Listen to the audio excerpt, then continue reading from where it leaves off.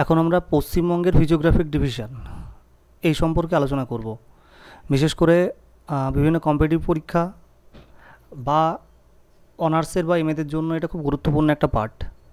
তাহলে যদি ডিসক্রিপটিভলি পড়ো তাহলে এখান থেকে যে কোশ্চেনগুলো আসে সেটা হচ্ছে পশ্চিমবঙ্গের যে ফিজিক্যাল ডিভিশনগুলো হয় সেগুলো জানতে চাই। হ্যাঁ, আর যদি কম্পিটিটিভ এক্সামের জন্য ভাবি আমরা, তাহলে এখানকার মধ্যে কোন পোর্শনটার সর্বোচ্চ শৃঙ্গ কী বা কার হাইটটা কত সেগুলো সব আমরা জানবো পরপর। আমি জাস্ট পার্টে পার্টে যাচ্ছি। ফার্স্ট দেখে নাও, আমাদের পশ্চিমবঙ্গের যে ফিজিওগ্রাফিক ডিভিশন এটাকে আমরা ইন জেনারেলি তিনটে পার্টে ভাগ করছি। তিনটে পার্ট কী কী? এক নম্বর দেখো উত্তরের পার্বত্য অঞ্চল বা নর্দার্ন হিল রিজিয়ান বা মাউন্টেন রিজিয়ান। সেকেন্ড যেটা হচ্ছে পশ্চিমের মালভূমি অঞ্চল। আর থার্ড যেটা সেটা হচ্ছে সমভূমি অঞ্চল। তাহলে একদম সোজা ভাষায় ইন্ডিয়ার জাস্ট এই পোর্শনটা উপরের এই পোর্শনটা হচ্ছে আমাদের উত্তরের পার্বত্য অঞ্চল। হ্যাঁ, আর মাথায় রেখো এই যে পোর্শনটা পাচ্ছ এই পোর্শনটা কিন্তু আমাদের হিমালয়েরই একটা কন্টিনিউয়েশন। হ্যাঁ, তাহলে এই যে পোর্শনটা পাচ্ছি আমরা এর ওপরের পোর্শনটা হচ্ছে আমাদের পার্বত্য অঞ্চল। হ্যাঁ, যেটা হিমালয়ের একটা কন্টিনিউয়েশন। আমি পরে ম্যাপের আকারে দেখাচ্ছি এটা। আর দেন আমাদের যে মালভূমি অঞ্চলটা আছে, মানে এই যে ইয়েলো পোর্শন যেটা এটা হচ্ছে ছোটনাগপুর মালভূমির একটা কন্টিনিউয়েশন। হ্যাঁ, তা দুটো। আর এইটা বাদ দিয়ে পশ্চিমবঙ্গের পুরো পোর্শনটাই কী পাচ্ছি আমরা? পুরো পোর্শনটাই যেটা পাচ্ছি সেটা হচ্ছে পশ্চিমবঙ্গের সমভূমি যেটা। তাহলে মেজর পোর্শন কোনটা? সমভূমি। হ্যাঁ, খুব অল্প পোর্শন পার্বত্য আর কিছু পোর্শন কি মালভূমি। মাথায় রেখো পশ্চিমবঙ্গের নিচের পোর্শনটা পুরোপুরি জল, কেন বে অফ বেঙ্গল। আর উপরের পোর্শনটা কি পুরোপুরি মাউন্টেন, কারণ হিমালয়ান রেঞ্জগুলো এখান থেকেই আছে। তাহলে আমরা ফার্স্ট 1, 2 অ্যান্ড 3 মানে থার্ড তিনটে পাচ্ছি, পার্বত্য অঞ্চল, প্লেটো বা মালভূমি অঞ্চল, আর একটা কি সমতল। এইবার একে একে দেখি আমরা যেটা নর্দার্ন হিল রিজিয়ান। হ্যাঁ, তাহলে হিল রিজিয়ানটা কোথায় অবস্থিত? এই যে আমরা ম্যাপ দেখলে বুঝতে পারছি এইটা ম্যাক্সিমাম দেখো আমাদের পশ্চিমবঙ্গের উত্তর পশ্চিম সীমান্ত। হ্যাঁ, যেটা পূর্ব হিমালয় যাকে বলি আমরা সেখানে অবস্থিত। শিলিগুড়ি মহকুমা বাদ দিয়ে দার্জিলিং আর কালিম্পং জেলা আর জলপাইগুড়ি জেলার ম্যাক্সিমাম যে অংশগুলো এর মধ্যে পড়ে যাচ্ছে। হ্যাঁ, ম্যাক্সিমাম অংশগুলো মানে একদম সোজা ভাষায় যেখানে হিমালয় মানে ইন্ডিয়ান পোর্শনে একদম পূর্বর দিকের লাস্ট যে পার্টটা সেটাকে আমরা কি ধরতে পারি? না, এরপরে কন্টিনিউশন আছে, বাট মানে শেষের দিকের যে পার্টটা সেটাকে কি ধরতে পারি আমরা? আমাদের উত্তরের পার্বত্য অঞ্চল। হ্যাঁ, এখান থেকে এখানকার ক্যারেক্টারগুলো দেখে নাও। এই অঞ্চলটা যেহেতু পার্বত্য হচ্ছে তার জন্য ভূমির ঢাল বেশি হবে, গভীর গিরিখাত থাকবে, শৈলশিরা থাকবে, নর্মালি যেগুলো আমরা জানি। হ্যাঁ, আর এখানকার অ্যাভারেজ হাইট যেটা 600 থেকে 3000 মিটার, এটা মাথায় রেখো। হ্যাঁ, আর তার সঙ্গে দেখো এর ঢাল দক্ষিণ থেকে উত্তর দিকে কী হয়ে গেছে? আস্তে আস্তে নিচু হয়ে গেছে, একদম স্বাভাবিক। যত উপরের দিকে যাচ্ছি তত কি মাউন্টেন রেঞ্জগুলো বাড়ছে, তাহলে উপরের দিকে কি হাইট বেশি, নিচের দিকে কি কম। আর এটাকে দেখো আমরা দুটো ভাগে ভাগ করছি। হ্যাঁ, একটা হচ্ছে তিস্তার পশ্চিম, একটা তিস্তার পূর্ব। এটা ভীষণ ইন্টারেস্টিং। হ্যাঁ, এটাও দিতে পারে।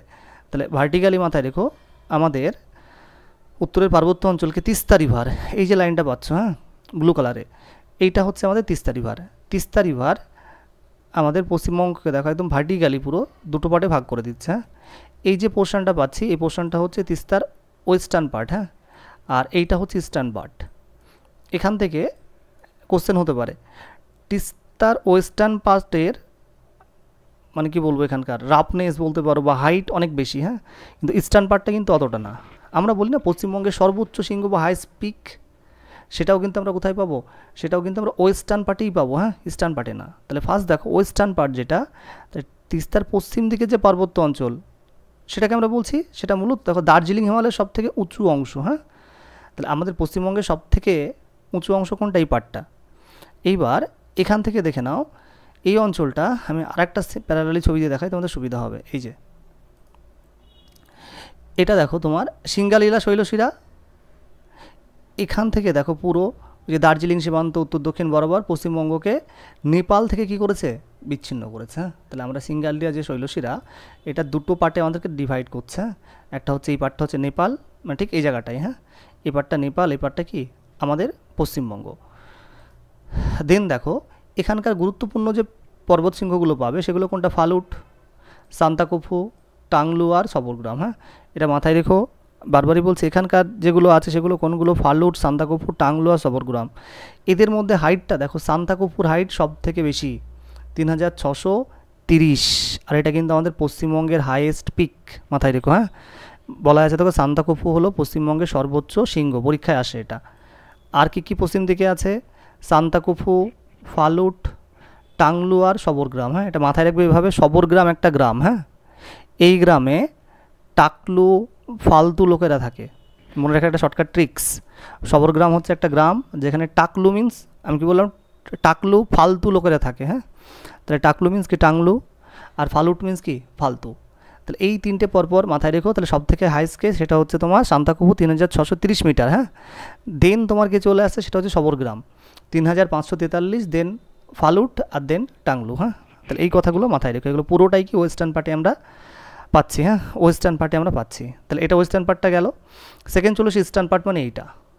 তাহলে ইস্টার্ন পার্টের গড় হাইটটা কিন্তু তুলনামূলক কম, অ্যাভারেজলি এখানকার হাইট কি অনেকটাই কম। এখানে আমরা দূরবিন্দারা আর চোলা এই দুটো শৈলশিরা পাচ্ছি। হ্যাঁ, দূরবিন্দারা চোলা। আগে যেটা পেয়েছিলাম দেখো সেটা সিঙ্গালীলা শৈলশিরা পেয়েছিলাম, এটাও কোশ্চেন জিজ্ঞাসা করতে পারে। সিঙ্গালীলা শৈলশিরা তিস্তার কোন দিকে? এটা ওয়েস্টের দিকে। হ্যাঁ, আর দূরবিন্দারা চোলা কোথায়? ইস্টের দিকে।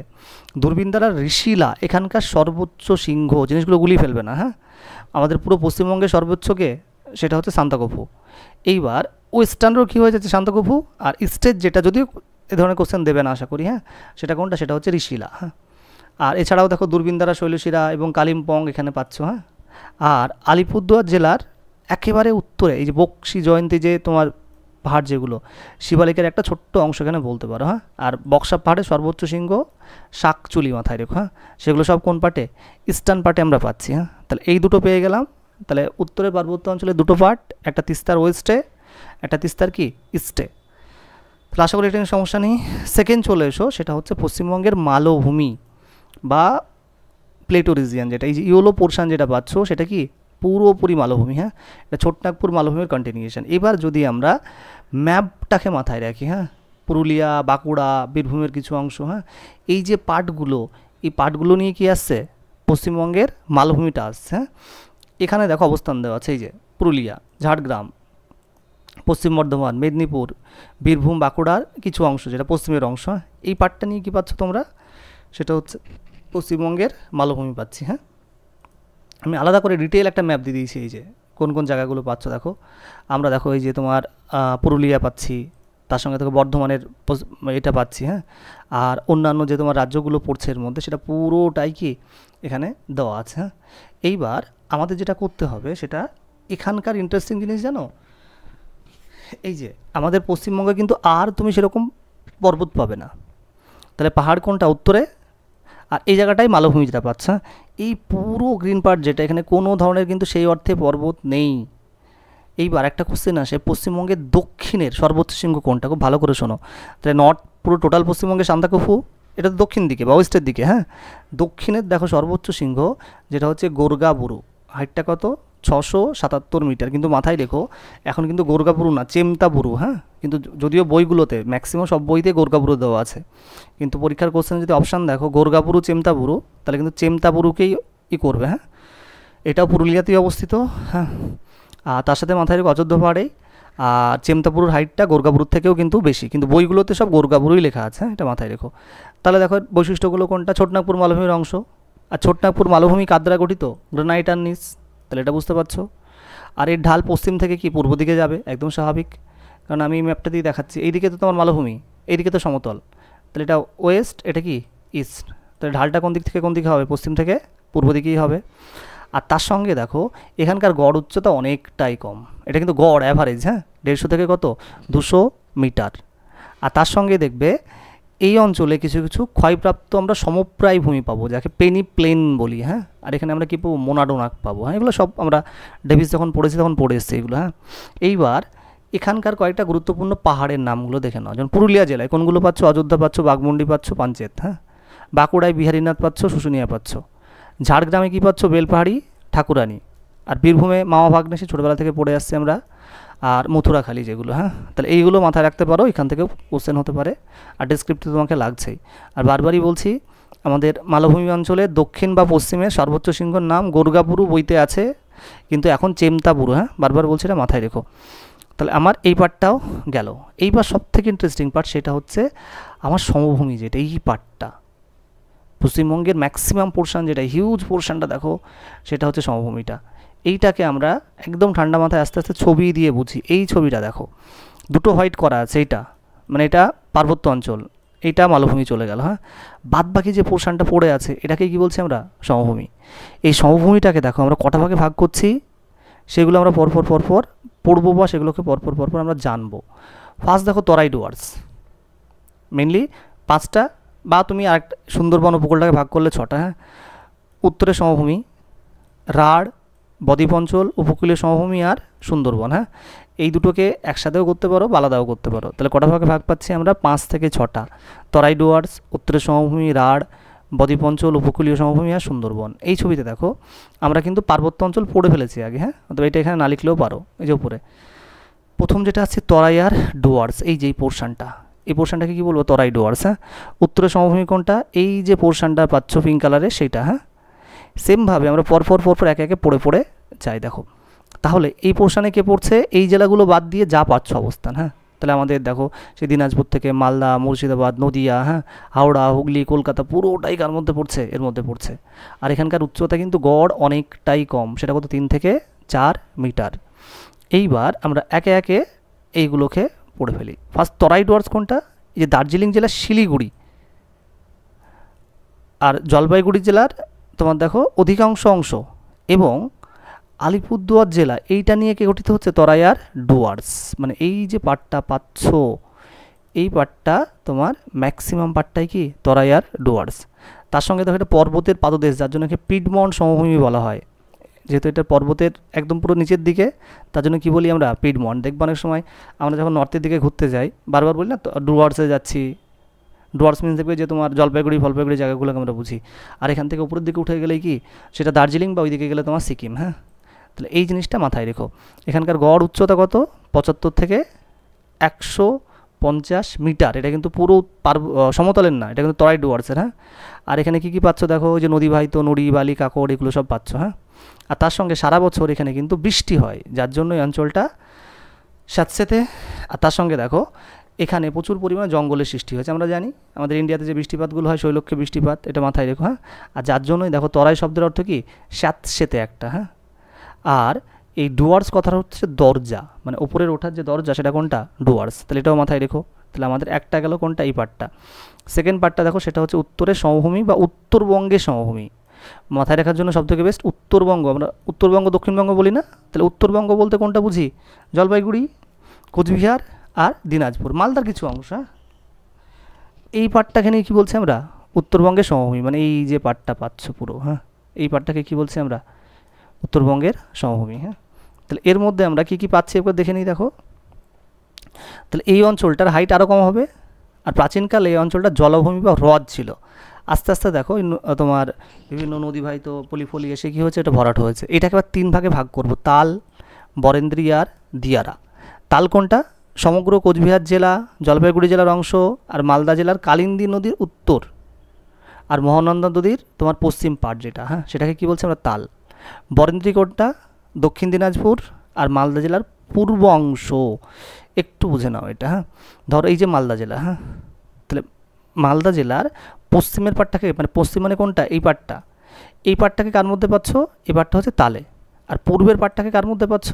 সেটা হচ্ছে তোমার বরেন্দ্রী। হ্যাঁ, তাহলে এই যে ডিভিশনটা, এই ডিভিশনটা কার জন্য হয়েছে? তার কারণ দেখো তোমার ওই যে কালিন্দী নদীর কথা বললাম। হ্যাঁ, এই কালিন্দী নদী দুটো পার্টে ভাগ করে দিচ্ছে, বা এখানে তুমি মহানন্দা নদীটা পাবে। তাহলে যার জন্য এখানে আমরা দুটো পার্ট আলাদা করে পেয়েই যাচ্ছি। হ্যাঁ, তাহলে তালটা হচ্ছে উপরের দিকটা, বরেন্দ্রী হচ্ছে তোমার নিচের দিকটা, দিনাজপুর মালদা এটা নিয়ে। হ্যাঁ, আর দিয়ারা কোনটা? দিয়ারা হচ্ছে দেখো মালদা জেলার কালিন্দী নদীর একদম দক্ষিণ, মানে নিচের দিকে। হ্যাঁ, দক্ষিণ মানে কোনটা? নিচের দিকে। নিচের দিকের পাটটাকে কী বলছি আমরা? দিয়ারা। তাল উপরে, বরেন্দ্রী হচ্ছে তোমার পশ্চিমার পূর্বের যে ডিভিশনটা, আর দিয়ারা হচ্ছে কোথায়? নিচে। এইবার রাঢ় বলে একটা অঞ্চল পাবে। এগুলো হয়ে গেল। দেখো আর দুটো পার্ট বাকি আছে, একটা হচ্ছে গ্রিন আর একটা হচ্ছে কি ব্রাউন। নিচেরটা আমি পরে যাচ্ছি। হ্যাঁ, গ্রিন আর ব্রাউন। এই গ্রিন আর ব্রাউনটা ঠিক এখান দিয়ে আমাদের ভাগীরথী হুগলি প্রবাহিত হচ্ছে।